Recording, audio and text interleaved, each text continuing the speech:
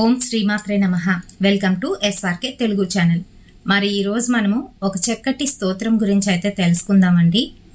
మరి సప్తసతిలో ఒకటైన ఈ స్తోత్రాన్ని ప్రతినిత్యం పారాయణం చేయడం వల్ల, ప్రతినిత్యం మనం చదవడం వల్ల మనకి ఎటువంటి లాభాలు కలుగుతాయి అనేది తెలుసుకుందాము. మేనిఫెస్టేషన్ గురించి ఈ మధ్య కాలంలోని మీరందరూ చూస్తున్నారు, దాని గురించి తెలుసుకుంటున్నారు, ఆసక్తి అయితే చూపిస్తున్నారు. మరి ఇదివరకట్లోనే మన పూర్వీకులు మన కోసం ఇలా మేనిఫెస్ట్ చేసే మంత్రాలని, స్తోత్రాలని పొందుపరిచి ఉంచారని మీలో ఎంతమందికి తెలుసు? అయితే ఇది ఒక మేనిఫెస్టేషన్ స్తోత్రంగా మనం అనుకోవచ్చు.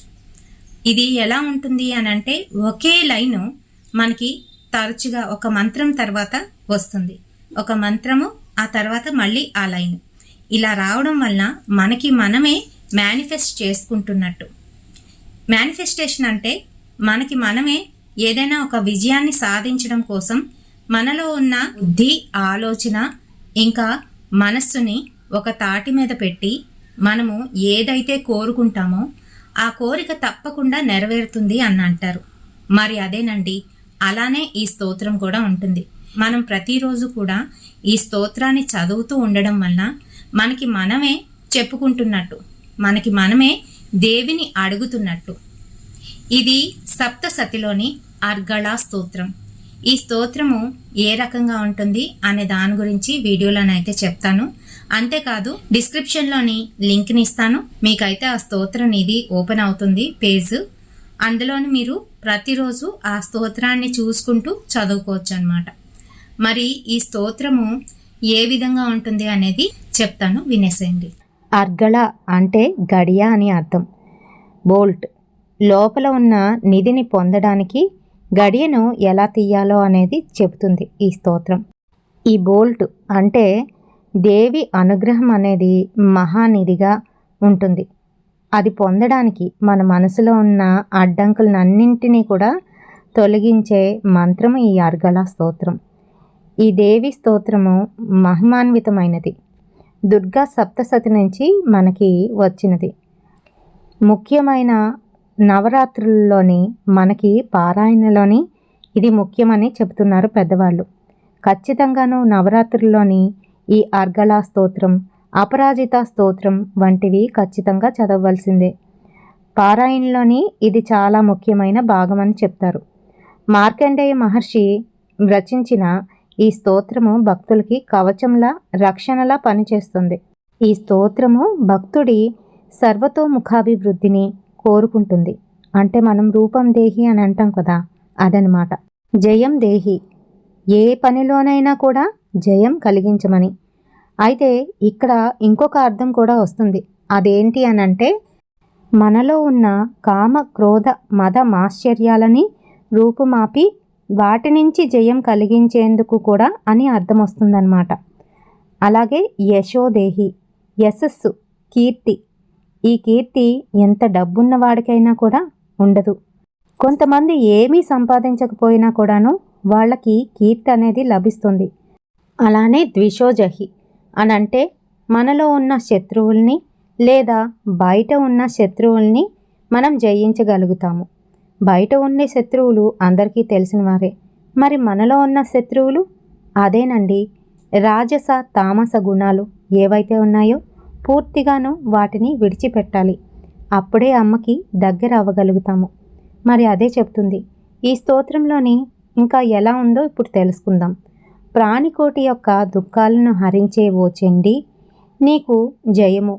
అంతటా వ్యాపించి ఉన్న దేవి కాళరాత్రి సర్వరూపిణి, నీకు నమస్కారము అంటూ ఈ స్తోత్రం అయితే మొదలవుతుంది. ఆ తర్వాత జయంతి, మంగళ, కాళి, భద్రకాళి, కపాలిని, దుర్గా, శివ, క్షమ, ధాత్రి, స్వాహ, స్వధ అనే పేర్లతో పిలువబడే ఓ జగన్మాత, నీకు నమస్కారము అంటూ మధుకైటబులను అంతం చేసి బ్రహ్మదేవునికి అంటే విధాతృనికి వరాలనిచ్చిన ఓ తల్లి, నాకు స్వరూపాన్ని, విజయాన్ని, కీర్తిని ప్రసాదించు, అంతర్గత శత్రువులని సంహరించు అని అర్థమొస్తుంది.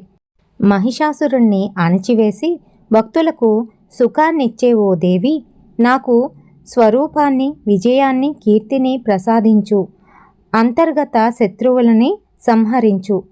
ధూమ్రలోచనుని వధించి ధర్మార్థ కామములను సిద్ధింపజేసే ఓ దేవి, రక్తబీజుణ్ణి, చండముండలను వినాశనం చేసిన ఓ దేవి, నాకు స్వరూపాన్ని, విజయాన్ని, కీర్తిని ప్రసాదించు. అంతర్గత శత్రువులను సంహరించు అని అర్థమొస్తుంది. శుంభ నిశుంభుల గర్వాన్ని అణచి ముల్లోకాలకు శుభాన్ని చేకూర్చే ఓ దేవి, సకల దేవతలచే నమస్కరింపబడే పాదయుగళం కలదానా, సకల సౌభాగ్యాలను ప్రసాదించే ఓ దేవి, ఊహకందని రూపము చరిత్ర కలదానా, సకల శత్రువులను నాశనం చేసే ఓ దేవి, నాకు రూపాన్ని, జయాన్ని, యశస్సుని, ఇంకా శత్రునాశనాన్ని కలగజేయి. ఎల్లప్పుడూ భక్తితో నీకు నమస్కరించే వారి పాపాలను హరించేవో అపర్ణాదేవి, భక్తితోనే నిన్ను స్తుతించే భక్తుల వ్యాధులను, అంటే శరీరంలో కలిగే వ్యాధులను, మానసిక బాధలను రూపుమాపే ఓ చండికా మాత, జీవితమనే యుద్ధంలోని నిరంతరము మాకు విజయాన్ని చేకూర్చే ఓ జయంతి, మా పాపాలను నశింపజేసే తల్లి అంటూ ఓ దేవి, నాకు లౌకికమైన సౌభాగ్యాన్ని, శారీరకమైన ఆరోగ్యాన్ని మరియు పరలౌకికమైన పరమ సుఖాన్ని ప్రసాదించు తల్లి అని అర్థం అన్నమాట. ఓ దేవి, నాకు మంగళము అంటే కళ్యాణము, అపారమైన ఐశ్వర్యమును ప్రసాదించు అని అర్థం. నా శత్రువులను, అంటే అంతర్గత శత్రువులు, బాహ్య శత్రువులు ఎవరైతే ఉన్నారో వాళ్ళిద్దరినీ కూడాను నాశనం చెయ్యి. నాకు అత్యున్నతమైన బలమును ప్రసాదించు. మానసిక మరియు ఆధ్యాత్మిక బలమును, శారీరక బలమును అనుగ్రహించు తల్లి అని అర్థం వస్తుంది. సురులు అంటే దేవతలు, అసురులు అంటే రాక్షసులు నీకు తల వంచి నమస్కరిస్తున్నప్పుడు వారి కిరీటములోని రత్నాల రాపిడి వల్ల నీ పాదములు మరింత ప్రకాశవంతమైనవిగాను కనిపిస్తున్నాయంట. అట్టి అంబిక నన్ను విద్యావంతునిగా, కీర్తివంతునిగా మరియు సంపన్నవంతునిగా అంటే లక్ష్మీవంతునిగా తీర్చిదిద్దు తల్లి అని అర్థం.